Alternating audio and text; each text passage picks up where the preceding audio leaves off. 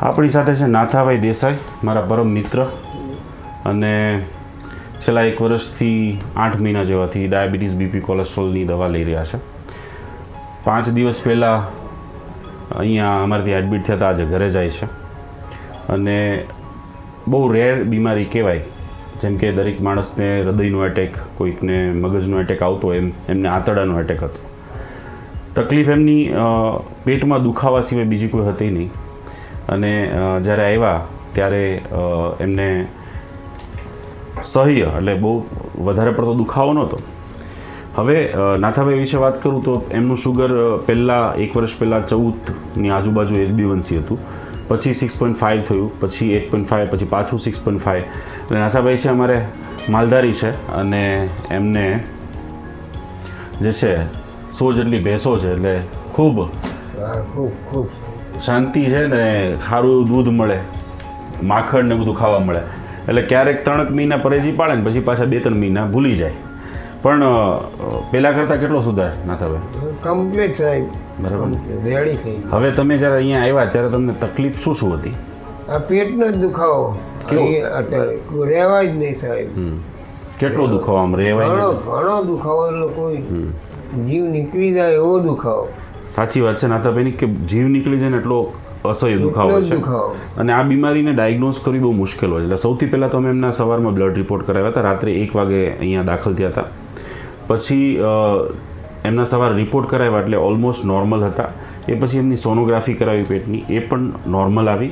અને પછી એમનું CT સ્કેન દવા નાખી અને જે CT સ્કેન કરવામાં આવે એ કરવામાં આવ્યું. ને એમાં ખ્યાલ આવ્યું કે ભાઈ જે આંતરડાને લોહી પૂરું પાડતી નસ છે એ બ્લોક છે, અને બહુ રેર કેસમાં થતું હોય છે.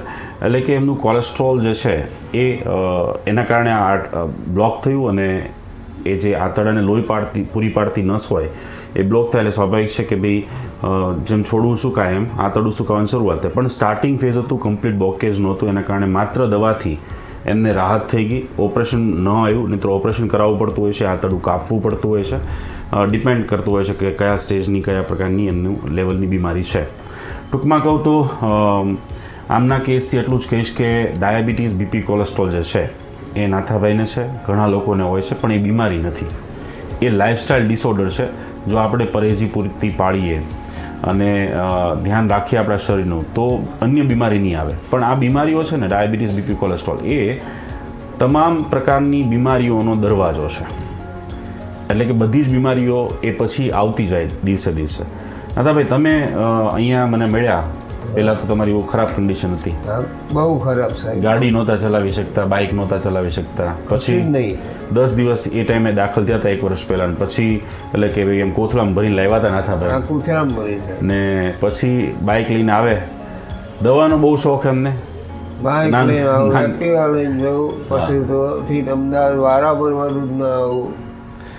ધંધો હજી નથી મૂકવો, 70 વર્ષની ઉંમર થઈ ગઈ છે, પણ હજી ધંધો શરૂ કાંઈ એ વસ્તુ સારી છે, કાર્યરત રહેવું જોઈએ, પણ પરેજી સાથે.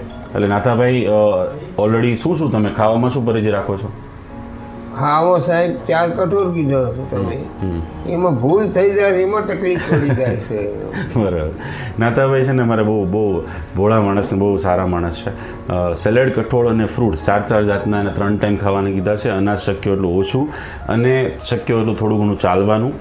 અને આ આટલી પરેજી પાડે ને એટલે કોઈ તકલીફ નથી થતી, સારા રિઝલ્ટ આવે છે. ને આ પરેજીમાં ભૂલ પડે સાહેબ, સારા એટલે 150ની આજુબાજુ શુગર થઈ જાય, અને પરેજી નથી પાડતા ત્યારે 400 થઈ જતું હોય છે. એટલે આ ટૂંકમાં આવી રેર બીમારી જેમને હતી, 4 દિવસમાં માત્ર સારા થઈને અત્યારે ઘરે જઈ રહ્યા છે નાથાભાઈ. આપણે આ મિત્ર કહેતો હોઉં છું, ઉંમરલાયક વ્યક્તિ છે, આપણા વડીલ છે, પણ એમને એટલું જ કહીશ કે એમની શુભેચ્છા સાથે એટલું જ આપણે શીખવાનું છે આ વિડીયોથી કે કોઈ પણ બીમારી છે, ડાયાબિટીસ, બીપી, કોલેસ્ટ્રોલ, એ બીમારી નથી, એ એક લાઇફસ્ટાઇલ ડિસઓર્ડર છે. પરેજી પાળી, પ્રોપરલી ડાયટ, એક્સરસાઇઝ કરીએ તો એને રિવર્સ કરી શકાય છે, અથવા તો એને મટાડી શકાય છે, અથવા એની દવા ઓછી થઈ શકે છે. જેમ નાથાભાઈને 8 પ્રકારની દવાઓ 3 ટાઈમ શરૂ હતી, એની જગ્યાએ અત્યારે માત્ર 1 જ ટાઈપની દવા શરૂ છે. તો એવી જ રીતે તમે પણ જો પૂરતું ધ્યાન રાખશો તો તમને કોઈ તકલીફ નહીં થાય. નહીંતર આવા પ્રકારની અલગ અલગ બીમારીઓ જે છે, જે ડેન્જરસ છે, ખૂબ જ ભયજનક છે, અથવા તો તમારા ખર્ચાળ છે, એવી બીમારીઓ આવી શકે છે. શું નાથાભાઈ, શું કહેવું છે તમારું? સાચી વાત સાહેબ. શું તમે બધાને કહેશો? શું ધ્યાન રાખવાનું બધાને?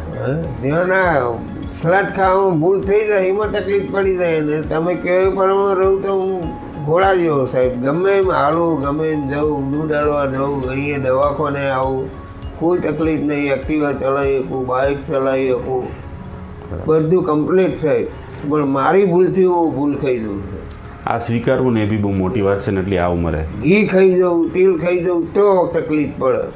બરાબર. ઘી ઘરનું એટલે તમારા ઘરેથી છે એ એમના જે વાઈફ છે એ પણ એમને પણ ડાયાબિટીસ એમને આમની સાહેબની દવા ચાલે એ પણ કમ્પ્લીટ થઈ ગયો. પણ એમની શું ભૂલ પડે છે? એમને ઘી ખાવાની સાહેબ ઘી.